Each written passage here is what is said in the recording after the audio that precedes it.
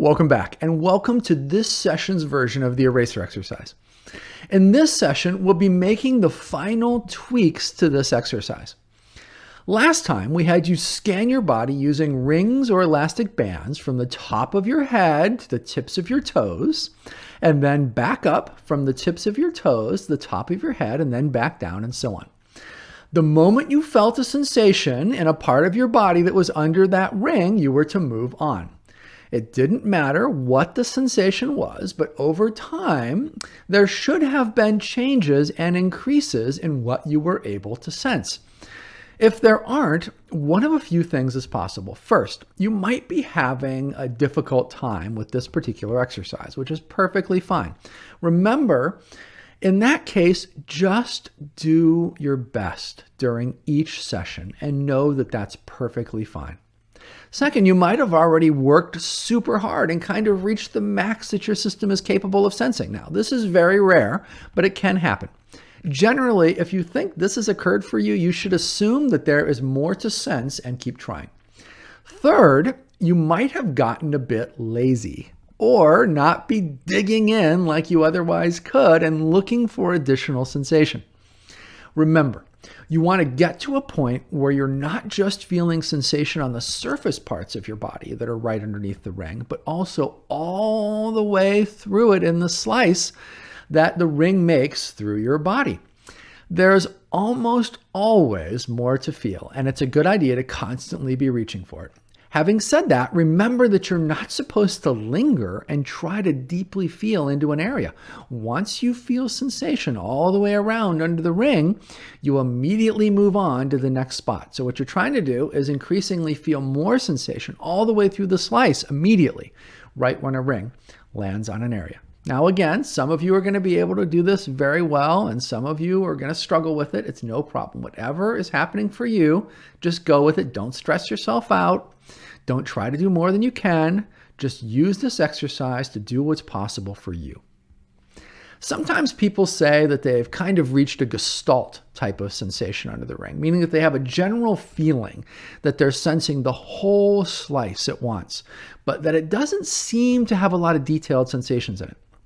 If this happens to you, it's something to avoid. What's actually happening is that you're decreasing the resolution of your perception for that slice, not increasing it. You should feel increasing amounts of sensation all at once under the ring, not less of them or a blur or a blending of them all of some kind. Another thing that happens is that people increasingly feel other sensations that don't seem related to the body. In more traditional forms of this exercise, this is often viewed favorably and even as an important milestone by some.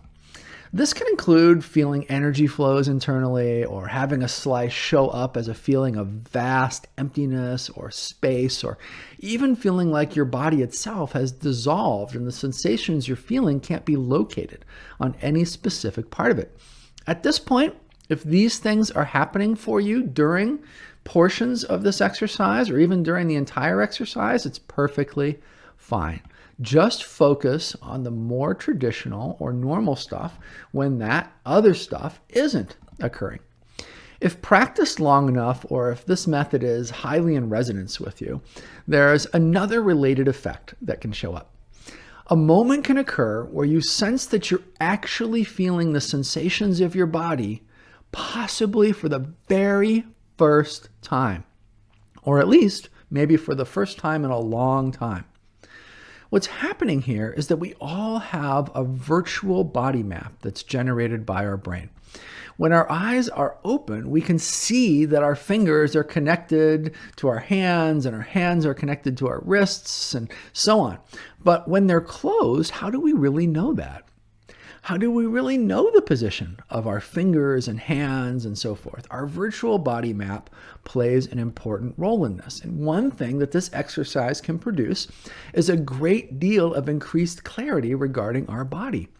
A moment, as a result, can occur when our virtual body map gets much more real or accurate or high resolution. And when that occurs, one way it commonly shows up is in the sense that previously you were just kind of scanning an imagined body, even though before this it felt like you were definitely scanning your real body. You were definitely feeling the real sensations from the real parts of your body. But now it sort of seems like, hold on here. Strangely, it seems like I was just like scanning an imaginary version of my body, but now I'm actually scanning my real body, maybe for the first time.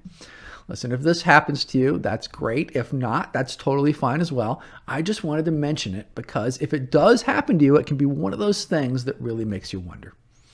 Okay, so for this session, we're going to add in some new tweaks. Both are super simple, and they truly do round out the formal way of practicing this exercise. First, I'd like you to smile at some point during the exercise, and for no less than 15 minutes. You can smile during the entire exercise if you'd like, or you can just do it at the beginning or the end or any point in between. It's totally up to you, as is how you smile. You can have a big grin on your face or a very slight smile. Play around with this and see what works best for you. This is one of those additions that virtually everyone loves. Just do it for at least 15 minutes. Second, we're going to be adding a love-based practice to the end of the eraser exercise. As you get near the last minute to 30 seconds of the exercise, or it can even just be the last 15 seconds if you'd like, I'd like you to generate a feeling of love and radiate it out. How you do this is up to you. You can just radiate it out to the room if you want. If you've been working with Lester's love exercise, you've gotten some recent experience with generating and using love. When you radiate it out, again, it can just be for you, it can just be to the room, or it can be to all of humanity, or it can be to every corner of the universe, or anything else that you want. It's totally up to you. Many people choose to radiate it out to whatever their notion is of all moments in time and all moments in space, or to all living creatures. But some just do it for themselves and those they love. Again, it's your decision. You can do this however you want to, and how long you do it for is also up to you. There are entire meditation practices that just work with this. But in our case, you probably don't want to go longer than the last 5 minutes or so of this exercise. And doing it as short as the final 15 seconds, that's perfectly fine. This is the last session for the eraser exercise. So really give it all you've got. These two things, adding a smile at some point, for at least 15 minutes and sending love, radiating out love, round out the official, standard, and final form of our eraser exercise for the program. Okay, that's it for this session. Enjoy, and I'll see you next time.